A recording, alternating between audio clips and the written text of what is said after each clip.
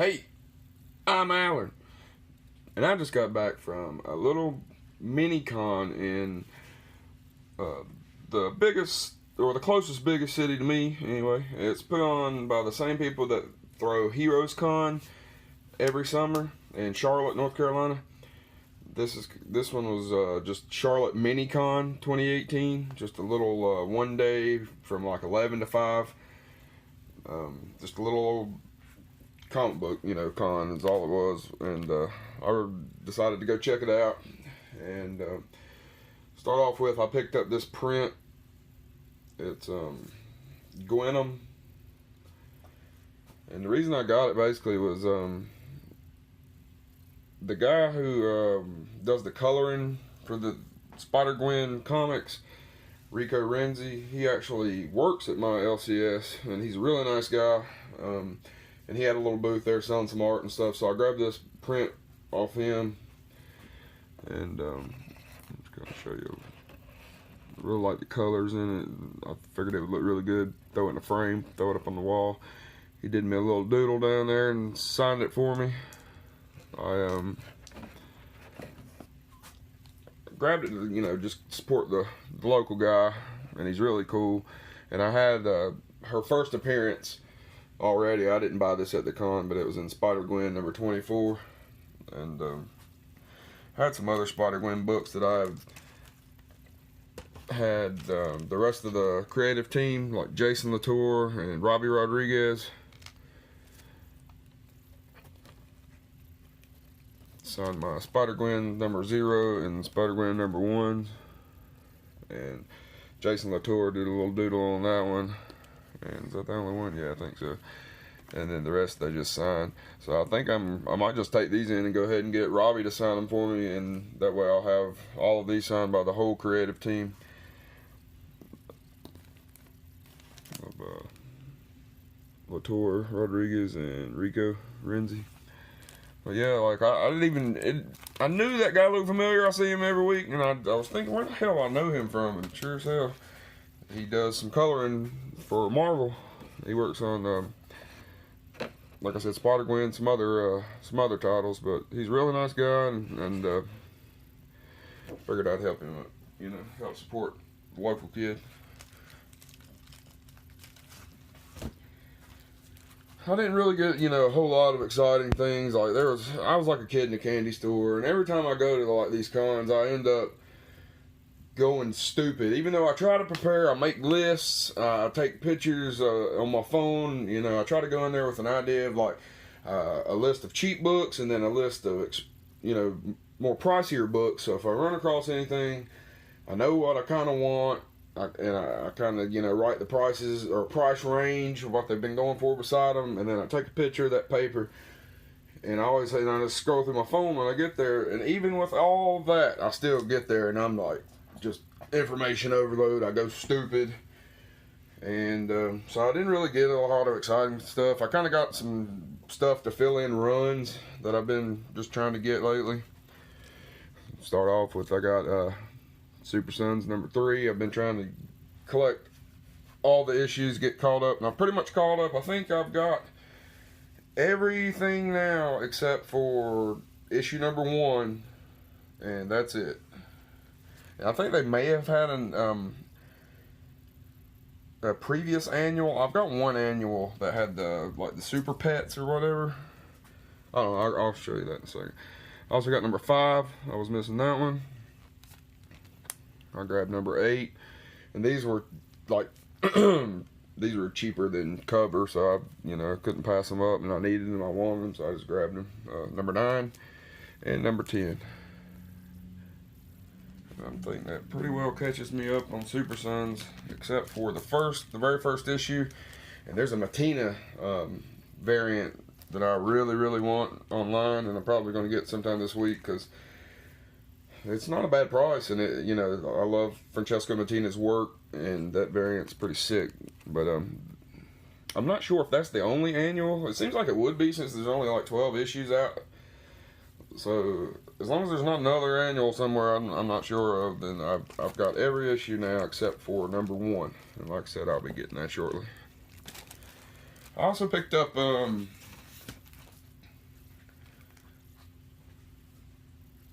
I'm trying to get this whole run of the Final Days of Superman.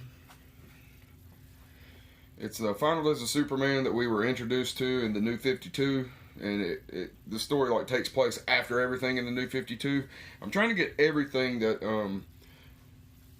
all the kind of tie-in books or all the back reading you need to lead up to the big DC Rebirth, like the one shot.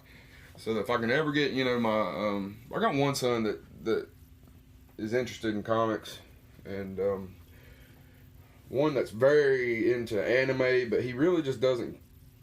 He doesn't really, you know, get into American comic books. He loves manga and anime, but I'm trying to get him into some of this. That's why I've been, you know, I figured a lot of people said Super Sons is kind of like the American, closest thing to an American manga we really have. So I really want to try to get him started on that. Hopefully, you know, once he finds a series he likes, he'll branch out into other stuff. But I wanted to be able to just get everything that leads up to Rebirth, or just, you know, a good amount of stuff that he can just read. This will lead up to Rebirth, and then he could read from Rebirth wherever he wants, or, you know, go right into start with Watchmen, you know, and then do the things that lead up to Rebirth, read the Rebirth one shot, and then the Button, which I'll talk more about in just a second, and then Doomsday Clock, you know what I mean? So he can just stop it, cat, lead up. You know, he'll have a wide variety of different stuff, so he can get caught up on pretty well the whole Rebirth storyline. So there's the Final Days of Superman. I got number 2, number 3, number 6, number 7, number 8. I think there were only 8 of those. And I think there are 6 other specials besides this one. They have like a one for Batman, Flash, Superman, Green Lantern, Shazam, and then they've got this Lex one, and then one more that just says special right here. And then he can, you know, read Action Comics. But it's like 967 to 972. It kind of leads into more things, and then could be wrong on that, but I was trying to get some of those backstories as well, where it introduces some of the other, you know, Superman.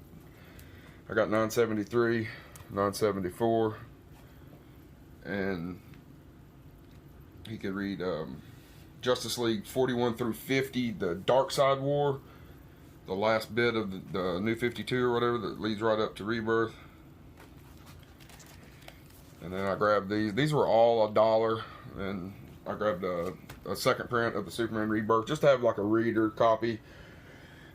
And I've been getting all the Action Comics lately, and with the Oz effect leading up to, you know, the Doomsday Clock. I'm sorry. And I had somehow missed this, the aftermath after the Oz effect. I have all the Oz effect run, so I grabbed 992 since it was there. And I also needed the Flash 21. This was the Button contained Batman 21, and then the Flash 21, Batman 22, and Flash 22. So now I have all of that. I just need Flash 22. But I'm almost got all those filled in now, so hopefully when I get him, I can get him hooked. We'll have him where he can read and get caught up. Or if not him, you know, eventually one day, grandkids, so, you know, just on down the line. I just wanted to get them all where it was all kind of recent and I can get them really cheap. And I also picked up, I realized I didn't have this in my collection. I don't know why. I just never had an X-Force 11. It's the first appearance of Domino, or the first, I don't know, she may have had a cameo in some other one, but this is like the first, you know, full appearance, I guess.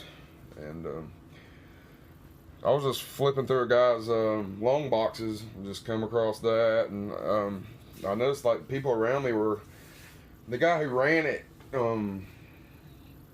he took off and he left like a younger couple kind of in charge of everything, and they were bragging about, oh, look how much money we've made since he's left. Yeah, we're just raking it in and blah, blah, blah. And the guy beside me, like, I saw him put a book up and he asked, would you take 40 for it? And the guy just kind of looks at it and was like, yeah. So I already knew right there. Seems like he don't know a whole lot about it or whatever. So, you know, as long as you didn't try to come up with some stupid number that, you know, I knew he would at least work with you on price. And just flipping through, I come across that, and I also come across this, and it's in really good shape. Corners look good, no spine issues, and I know I didn't have this, and I figured, hell, while it was so cheap, I might as well pick it up just in case, you know, he ever really takes off. I know Marvel really wants him to. This is the first appearance, if you didn't know, of Miles Morales.